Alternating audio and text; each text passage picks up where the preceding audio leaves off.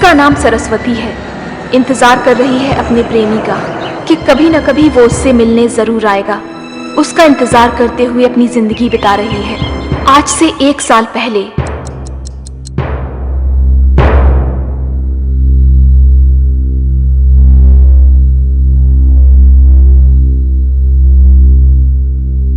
भगवत गीता पर हाथ रखकर कसम खाती हूँ, सब कुछ सच कहूंगी, झूठ नहीं कहूंगी।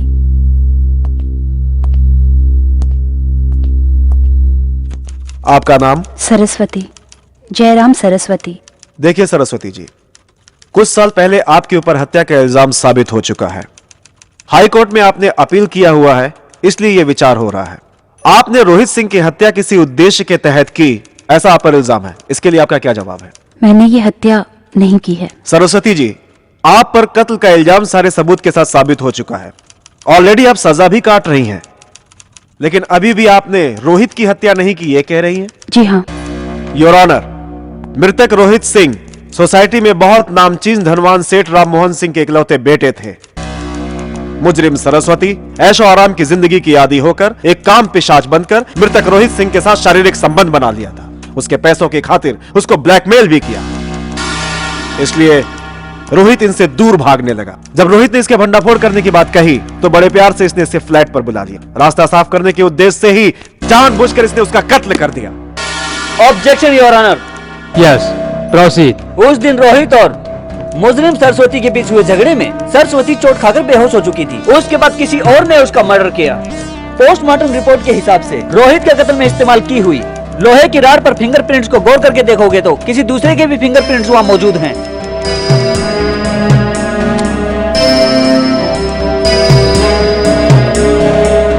जिस फ्लैट में मर्डर हुआ, जब पुलिस अंदर आई वहां सिर्फ एक सरस्वती जी ही मौजूद थी। इसलिए केस चलने के दौरान इनकी तरफ से कोई दमदार डिफेंस नहीं हुआ, इसलिए इनका केस कमजोर हो गया और इनको सजा मिल गई। रोहित के पिता राम मोहन सिंह जी सोसाइटी में बड़े आदमी होने की वजह से और सबूतों की अच्छी तरह छानबीन करना छोड़कर मेरे क्लाइंट को सजा देना कैसा इंसाफ है? इस केस में मेरी क्लाइंट सरस्वती ने ये कत्ल नहीं किया कहने के लिए मेरे पास कुछ दमदार सबूत हैं। उन्हें अदालत में पेश करने के लिए मुझे कुछ समय चाहिए। मैं अदालत से इजाजत चाहता हूँ। डिफेंस लॉयर के गवाह सबूतों को पेश करने की मंजूरी देते हुए इस केस को इस महीने की 18 तारीख को वायदा किया जाता है। अरे भाई बबलू, अपने करियर की शुरुआत करने के लिए तुम्हें यही केस मिला था क्या? हा? इतना कमजोर केस मैंने अपने करियर में कभी नहीं देखा। इस केस को हार जाओगे तो तुम्हारे करियर का क्या होगा, कभी सोचा तुमने? मैं ये केस जीत कर दिखाऊंगा सर। इस केस को जीतने के लिए सबूत है तुम्हारे पास? उससे भी बढ़कर आत्मविश्वास है sir. Okay, well, all the best. Excuse me. Thanks. मैं आपसे एक सवाल पूछ सकती हूँ? पूछिए। मेरे मुताबिक इस दुनिया में मेरा कोई भी रिश्तेदार नहीं है। असल में आप कौन हैं मुझे नहीं पता। ऐसे में आपने अपने आप आकर मेरा केस क्यों टेकअप किया? मुझे लगा आपके साथ नाइंसाफी हुई है, इसलिए ये केस मैंने टेकअप किया है। वैसे सब कुछ इतना आसान रहेगा तो केस लड़ने में मजा क्या आएगा? हम ये केस जीत कर रहेंगे। मैं फीस भी नहीं दे पाऊंगी। केस जीतकर आपका रिहा होना ही मेरी फीस है। ठीक है, आप कौन है मैं जान सकती हूँ? हाँ, समय आने पर मैं खुद बता दूंगा।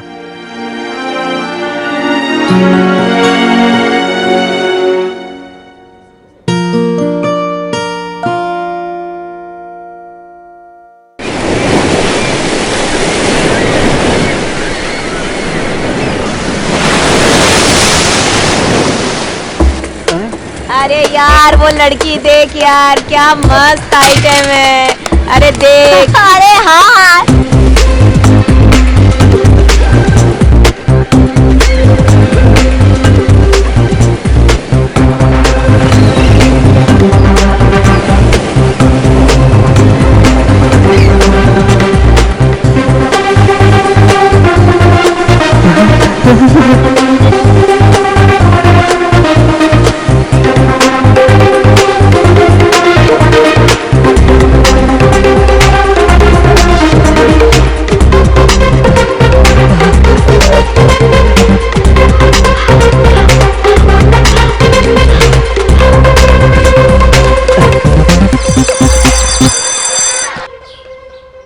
My dear boys and girls, यहाँ विद्यार्थी और विद्यार्थिनी क्या बातें कर रहे हैं बताइए। मैडम, वो दोनों ए, बकवास बंद करके बैठ जाओ।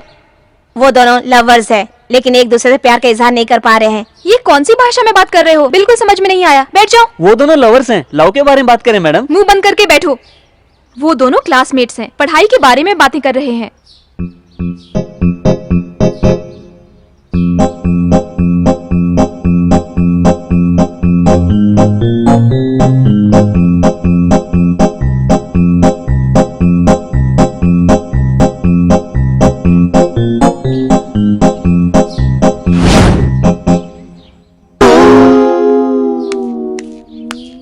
अरे, तुम तो दिन में भी सपने देखते हो। तुम्हें तो पनिशमेंट मिलनी चाहिए। जाओ, वहां जाकर खड़े हो जाओ। स्टूडेंट्स, तुम सभी मिलकर इसे थप्पड़ मारो।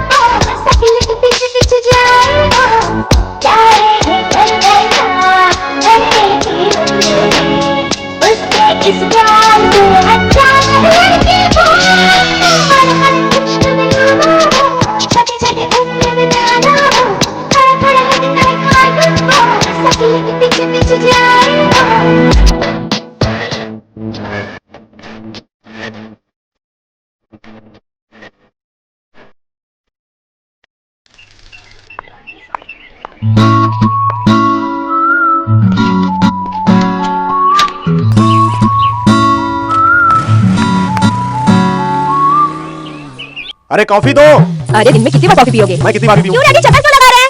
ये लो कॉफी पी लो। हाँ पीऊंगा। ये देखो कॉफी मांग रहे थे। सुंदर लक्ष्मी की बेटी ने शॉपिंग पर बुलाया भैया। अरे छोटू कहाँ है? बता। अरे ऐसे ही बाहर आ गया है? कोई पढ़ाई पे तेरा ध्यान नहीं है, बस दिन भर घूमता रहता है? बस ऐसे। अरे बाप रे, कहाँ है वो? ऐसे ही कह दिया भैया, पापा की हालत नहीं देख सकते। अरे छोटू